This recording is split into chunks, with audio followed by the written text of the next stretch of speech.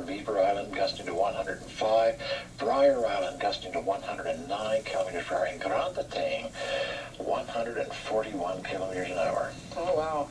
Those are gusty winds. And when we were talking to the gentleman at St. John, I was just looking at the weather report there. The wind at the St. John airport is gusting to 70 kilometers per hour, and the visibility is down to 800 meters. So right on the qualifications for blizzard.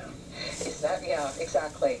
So the conditions for blizzard, lots of snow, lots of wind. Is there a temperature component too? Well, the blizzard doesn't necessarily have to have snow falling, though. Okay. It has to have it blowing.